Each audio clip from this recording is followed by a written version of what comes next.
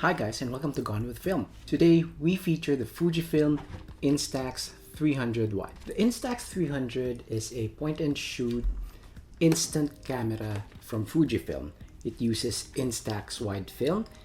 Its unique design and low price means there were several compromises made when the camera was manufactured. Those are not necessarily defects, it's just that it's basically a low-priced product. So I see a lot of people on YouTube make videos and they blame the camera, but most of the time they're just not using it correctly. So in order to avoid pain, regret, and wasted film, I want to show you these 7 tips that you need to know about the Instax 300. Every Instax 300 owner should take note of the power switch.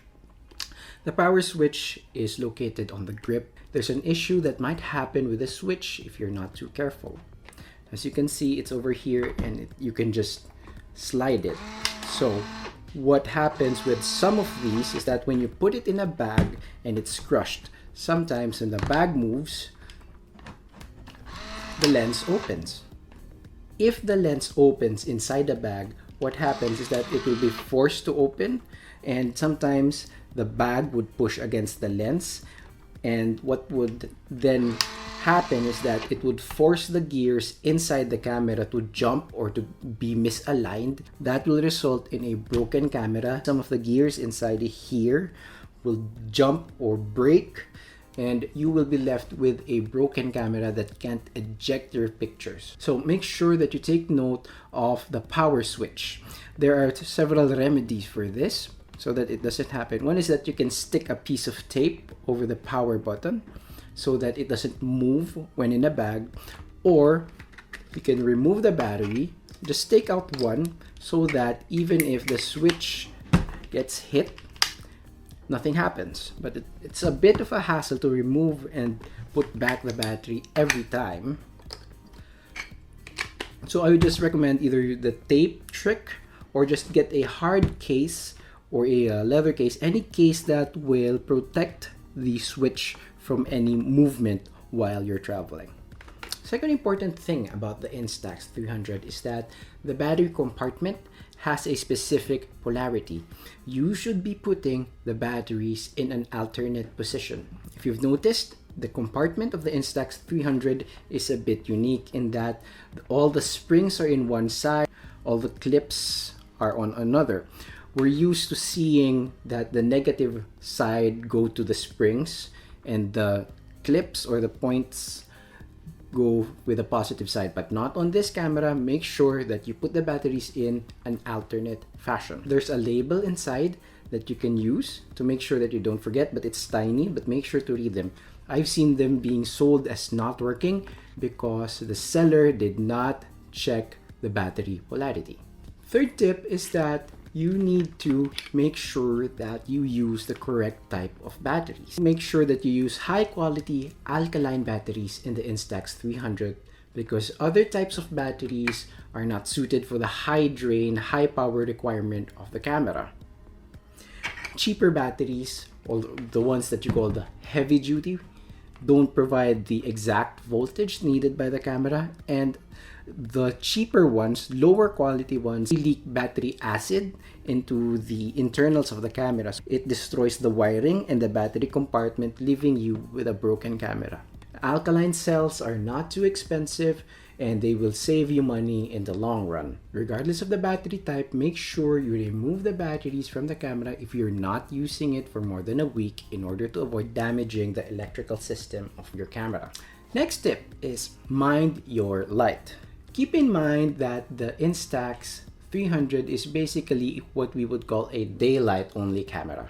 When you look at the manual, it says that the camera is only good for an EV of 10.5 to 15.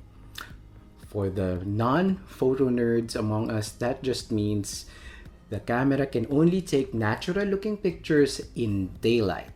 So when there's no daylight, you will be left with very dark pictures. So that's why it has a flash. When there's no daylight, the flash will turn on to take pictures with the light of the flash. When there's no daylight and no flash, you will end up with very dark pictures. So when there's no daylight, don't take pictures or use a flash, or you can actually even add an external flash. Remember to always think before you shoot and try to visualize your photos so that you don't waste any film. Next tip is that you need to be mindful of the flash. The Instax 300 has a flash that fires when there's not enough light. Now, you need to make sure to shoot it within the capabilities of the flash. The flash is only limited up to a distance of 3 meters. Anything beyond 3 meters from the camera will be black. Number 6 is the viewfinder. If you look at the camera, the viewfinder is up to here. It's way up to the side, but the lens is over here at the center of the camera. Because of this, the framing of your photographs will be slightly moved to one side. This is what we call parallax. This happens more often if your subject is within 1 or 2 meters of the close focusing distance. It won't affect your photos if you are taking pictures that are very far away. But if you're taking pictures up close, such as within 1 or 2 meters, you will find that parts of your picture may be cut off. But don't worry, there's a trick to this. So when you shoot and your subject is within 1 or 2 meters or within the close-up distance, make sure that you just shift your target slightly to the right so that your image will not get cut off. Last tip is for the close-up lens.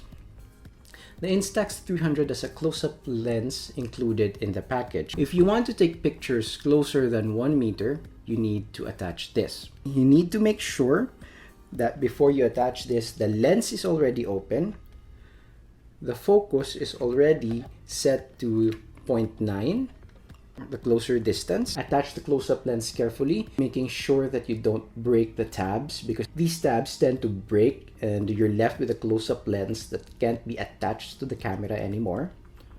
Put it in, make sure it clips, and now you can use the close-up lens. You might be wondering what this antenna thing here is. It's actually a target spot for your close-up lens. What happens is that if you're looking through the lens, it will show you where the center of your photo should be when you're shooting close up. Now, when Fujifilm says close up, it means you're shooting within 40 to 50 centimeters. When you're shooting this close, you need to use the close-up lens. So you use the target spot and move it. So instead of the circle in the viewfinder as the center, you tilt your image so that the target spot is the one that is the center of the image. By doing that, the camera will compensate so that your close-up will not be cut off. I hope these 7 tips will help you take better photos and stop you from wasting film, and hopefully your camera would also last longer because of these tips.